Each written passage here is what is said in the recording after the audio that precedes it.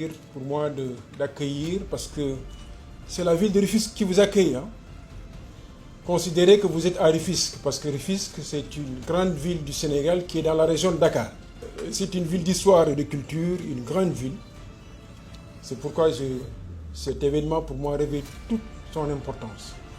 C'est un immense plaisir que j'ai à être avec vous. Je voulais saluer tous ceux qui ont fait le déplacement et qui sont actuellement à Dakar et à Rufisque, notamment les 12 villes.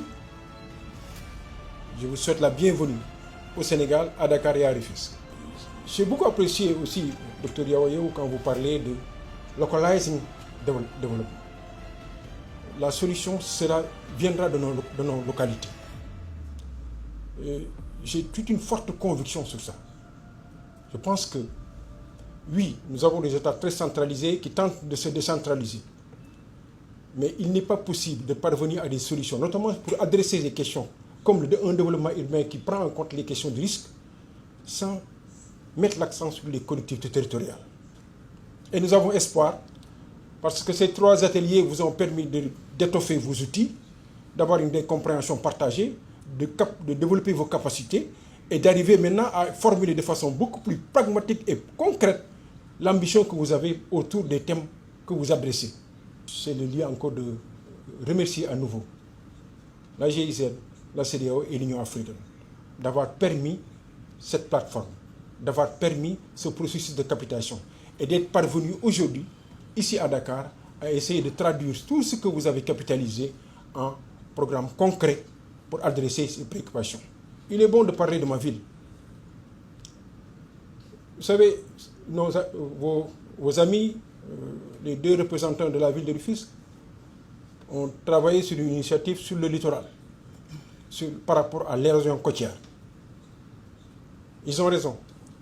Je pense que même Dr Yao disait tantôt que sur une étude de la CEDEAO, ils étaient venus à Rufisque, notamment à Bargny, à côté de Rufisque, pour regarder cette question. Et il y a un rapport sur ça.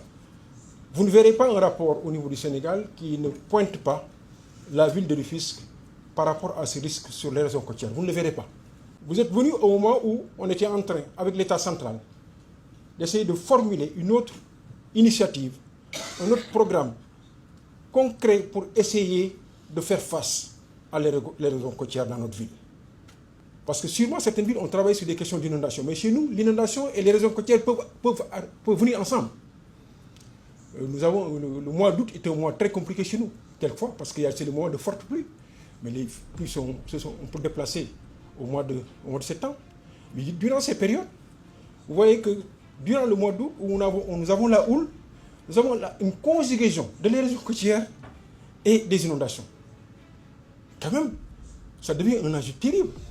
Et surtout qu'une bonne partie de nos infrastructures de drainage des eaux pluviales sont aussi attaquées par l'érosion côtière.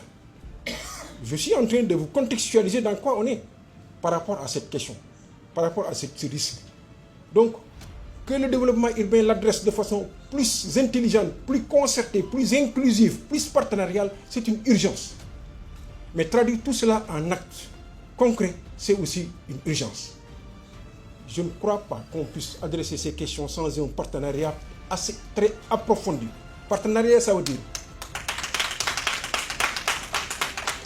il nous faut les institutions multilatérales, il nous faut les institutions bilatérales, il nous faut des institutions régionales, il nous faut les États, il nous faut les villes, il nous faut les chercheurs, il nous faut les organismes de financement. Nous n'avons pas le choix. Je pense que ce sera important qu'au sortir de cet atelier, que vous accompagniez la ville de Rufisque dans la mise en œuvre de cette initiative ô combien ambitieuse et importante de développement urbain par rapport au risque d'érosion côtière et qu'on la traduise concrètement. Je clôt mon propos en vous souhaitant un très bon séjour au Sénégal.